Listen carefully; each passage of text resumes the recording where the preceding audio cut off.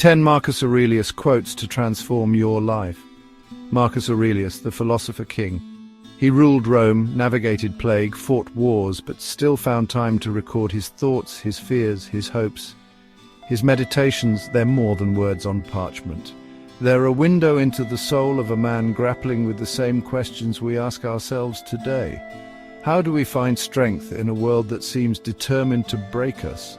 How do we forge meaning in the face of chaos? Aurelius found answers in the philosophy of Stoicism, a philosophy that whispers of resilience, of virtue, of the enduring power that lies within each and every one of us. In this video, we'll journey through 10 of his most powerful quotes, 10 guideposts to help us navigate the complexities of life, to find not just peace, but strength, wisdom, and maybe even a little bit of grace along the way. You have power over your mind, and not outside events. Realize this and you will find strength. Think about that for a moment. Not power over the storm, not power over the earthquake, but power over the one thing we can truly control, our minds. The world will throw its tantrums, it will test you, it will try to bend you to its will, but you have a choice. You can choose how you respond. You can choose to meet chaos with fear, or you can meet it with the quiet strength of a mind that knows its own power. That is the heart of Stoicism, the heart of Aurelius's wisdom. It's not about denying the storm, it's about finding the I within it.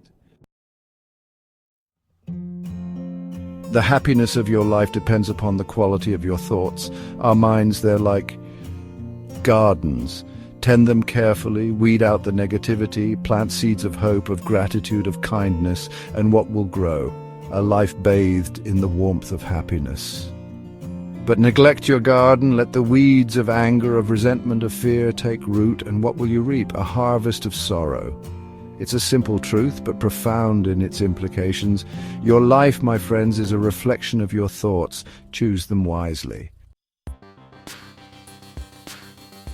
If you are distressed by anything external, the pain is not due to the thing itself, but to your estimate of it, and this you have the power to revoke at any moment. Imagine this: two people standing side by side, witnessing the same event. One is filled with anger, the other with understanding. Why?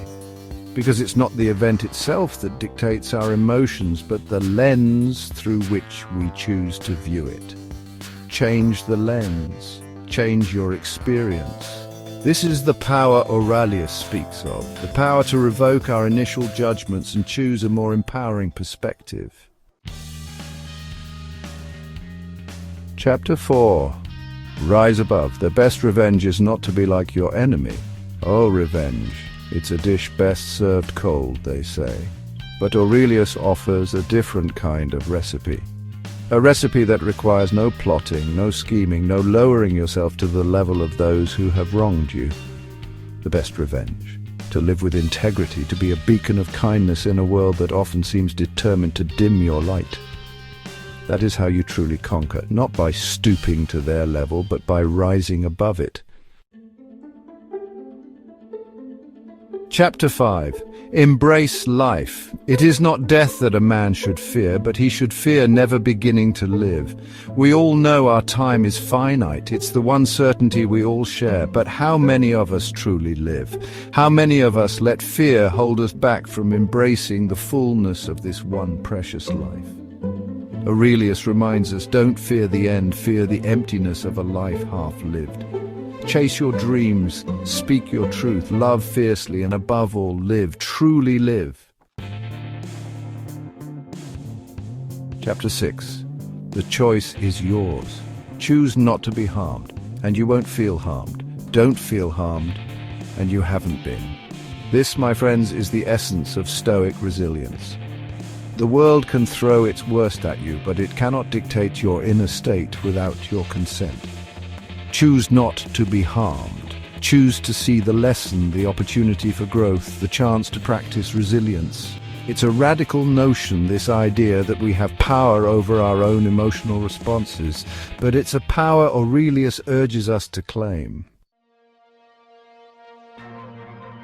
External things are not the problem, it's your assessment of them. Let that sink in for a moment.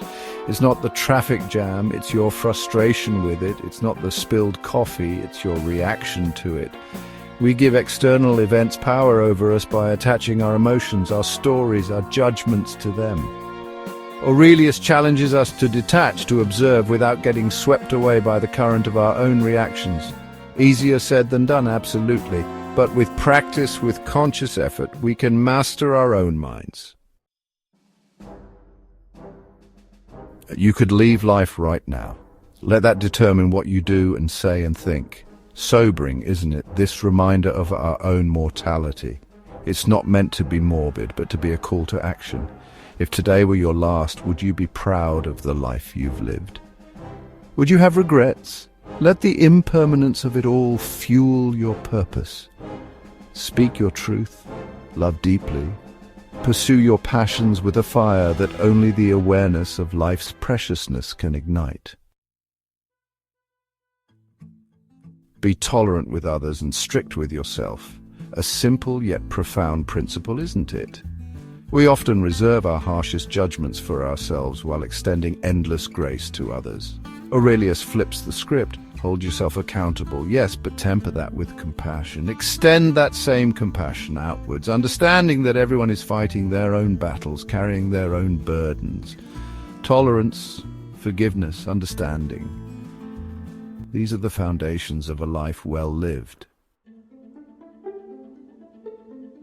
Settle on the type of person you want to be and stick to it, whether alone or in company. In a world that often feels like a whirlwind of expectations, Aurelius offers this grounding advice.